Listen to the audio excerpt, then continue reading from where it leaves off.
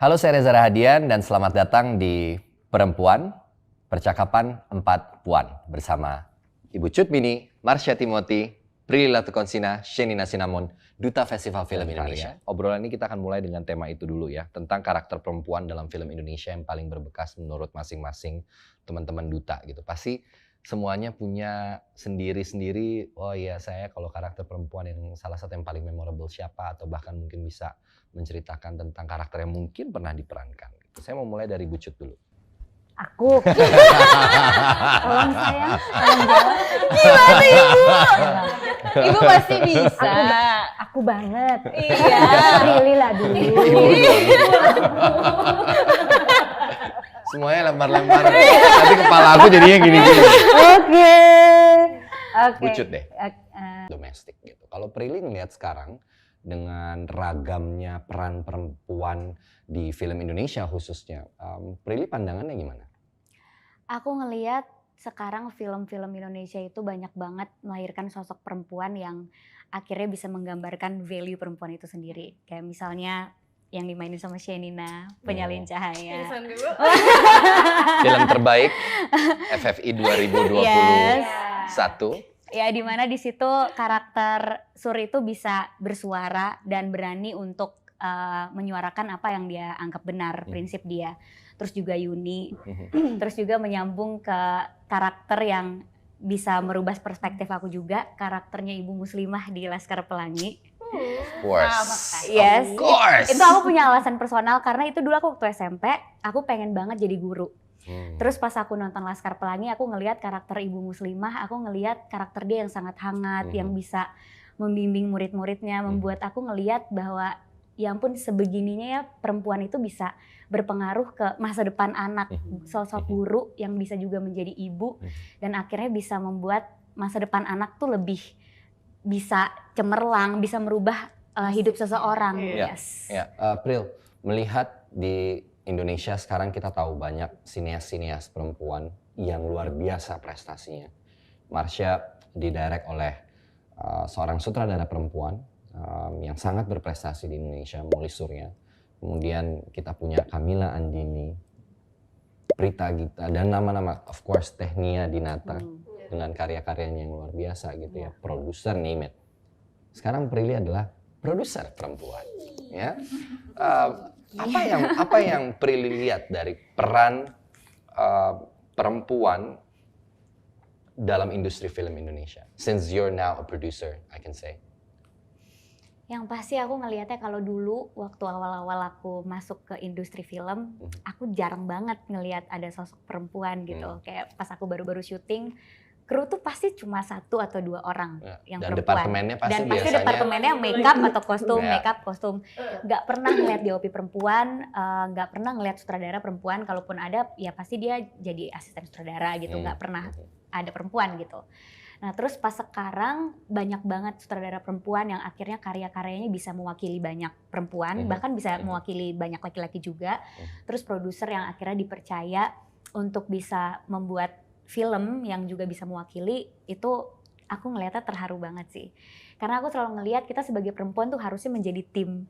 Jangan ada persaingan di antara kita gitu. Justru harusnya di industri film, perempuan sama perempuan tuh harusnya menjadi tim. Kita mungkin bisa tukeran cerita atau bisa berkolaborasi. Bahkan meng-create environment yang yes, safe environment. Betul, kita bisa sama-sama sebagai perempuan kita menciptakan lingkungan kerja yang aman bagi perempuan. Sehingga perempuan-perempuan yang sebenarnya punya talenta tapi mungkin selama ini takut untuk ditunjukkan dan takut untuk berada di industri yang mungkin didominasi dengan laki-laki kelihatannya, bisa lebih ngerasa aman untuk menunjukkan talentanya dan menunjukkan karyanya gitu. Karena menurut aku film kan adalah kendaraan yang sangat tepat untuk kita menyuarakan suara-suara yang ingin kita suarakan. Dan menurut aku perspektif dan suara dari perempuan itu juga sangat berharga sih untuk kita sampaikan dan kita kasih unjuk gitu. Dan kita bisa lihat itu hari ini. Yes. Dengan banyaknya sinias-sinias perempuan. Ya, jadi membuat kita tuh makin confident juga. Jadinya kayak terpacu untuk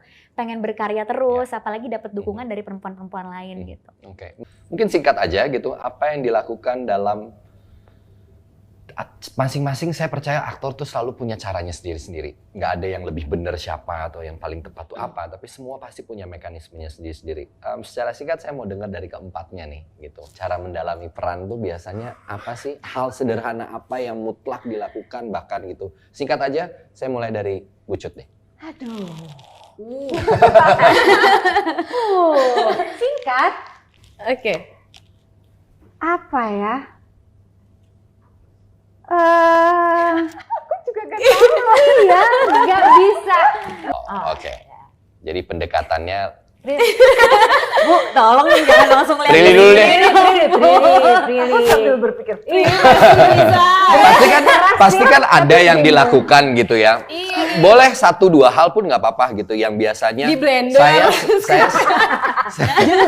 saya selalu melakukan ini nih biasanya dalam setiap dapat skenario apapun ada satu hal yang biasa pasti saya lakukan. Kalau Prilly apa? Kalau aku selalu ngerasa kayak setiap karakter yang aku dapet itu adalah aku, tapi dengan background cerita yang berbeda. Oke. Jadi kayak aku di hidup yang lain gitu. Nah, jadi pasti yang aku lakuin ya mempelajari hidup si karakter itu. Oke. Tapi pas mau tag, karena itu masih tahu karena kita udah pernah syuting bareng. Iya. Gimana sih? Kayak pokoknya kalau aku tuh gak boleh sampai mikir gitu loh. Aku tuh harus kayak jangan Lepas. sampai dipikirin gitu. Oke, Kayak oke. misalnya mau adegan yang susah Intense. gitu atau intens. Jangan sampai dipikirin, oh my god nanti harus kayak gini, harus kayak gini. Nah aku tuh berusaha relax. Karena kan aku ngerasa ya aku udah pelajari hidupnya, aku udah tahu hidupnya kayak gimana. Jadi ya rasain aja di saat saudaranya ngomong action. Kalau Pak Ketut, Iya. aku kasih kesempatan buat kamu. Aku kasih kesempatan buat Kok kamu. jadi ini kan aku yang tugasnya di sini Boleh. Sumpah Kak Caca, Boleh, kamu kan? pasti punya waktu yang lebih Ini banyak. siapa sih kreatifnya yang suruh ya pasti ya. Kenapa Bu? Kamu gimana? Kamera Kamu ya. banyak loh. Kamu banyak Ya pasti banget sulit loh. kan Kak. Aku nanya ya. Aku nanya. Kalau kamu sendiri seperti apa? Setiap aku menonton film-film kamu, Kenapa Ya. bisa? bukan kenapa bisa, tapi kadang-kadang, maaf ya Reza, Gak apa-apa. nggak apa-apa ya. Kadang-kadang kamu yang stand up. Jadi kayak ini filmnya Reza Rahardian. Makanya jangan disuruh nanya tadi. Kan bahaya pertanyaannya. Bahaya ya? Enggak Bu, kenapa? Jadi pertanyaannya Bahaya ya? adalah enggak. Kalau jawab cuma malu. Ya enggak kan? Caranya berarti ya? Iya, caranya. Atau, oke. Dan Caranya. kenapa bisa kayak gitu? Iya, kenapa bisa begitu? Iya kan? Ini nambah-nambahnya anak ini ya? Kayaknya seruan kamu deh, Ja. Iya. Oh, kayaknya seru Enggak. jawabannya Pak Iya. daripada kita. Kalau caranya, aku sampai gemeter loh tangannya. Seru banget. Ini yang kita rasain dari tadi. Iya, kita bahas. Kalau yang biasa dilakukan pada umumnya tuh gak tahu kenapa aku sangat senang untuk menjadikan satu tokoh atau dari skenario yang aku baca satu karakter gitu untuk bisa melengkapi tokoh ini dengan berbagai macam bentuk kebiasaan dan identitas yang sangat identik dengan hanya karakter itu punya. Misalnya memikirkan tentang karakter ini hidup pada nuansa cerita yang begini atau atmosfernya seperti ini gitu. Maka mungkin warna kulit, cara bicara, gestur, bahkan mungkin ada suara gitu.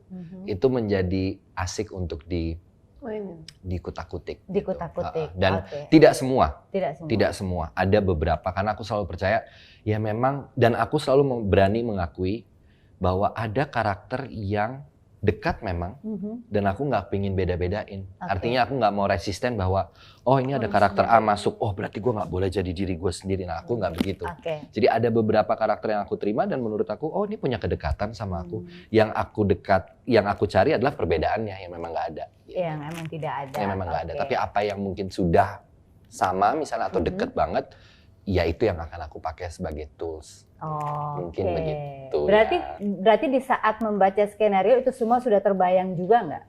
Jujur biasanya enggak Bu, karena biasanya itu datangnya H-1, H-2 mau syuting. Wow, keren. Enggak, karena beneran aku tuh nggak jago untuk ngedesain dari awal gitu. Kadang-kadang nggak ketemu aja, nggak dapet apa wangsitnya Ilham. gitu. Apa? Ilham. Karena apa? Pasti kamu Karena kan proses juga- reading yang kadang-kadang pendek ataupun tidak ada.